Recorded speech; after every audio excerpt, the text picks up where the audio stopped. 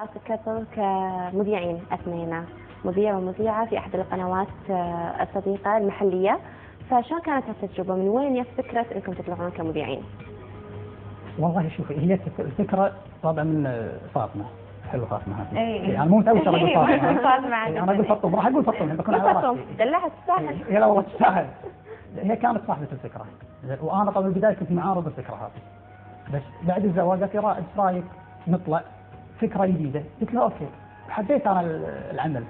فيوم دشينا اول برنامج، لا يعني الحمد لله برنامج جر برامج، والحمد لله يعني وايد كانت تجربه حلوه. رغم انه قبل الزواج زين كان معارض لفكره اني اكون مذيعه، كنت ايامها بالثانوي كانوا طالبين مذيعات على شهاده الثانوي، فصديق الوالد قال لي يعني بس قدمه، يعطيني صوره بطاقتي المدنيه وانا اقدم لك.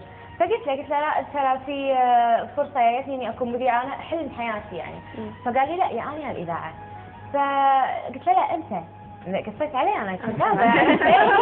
فعقب 10 سنين من الزواج هذا راح تتمكن لما تتمكن تدري سوت. الحين خلاص. فهو بعدين كان يعني وجهه نظره مو يعني انه ما يحب الوسط الفني او الاعلامي او انه يشوفه شيء مو زين، هو متفتح اكثر من كذي.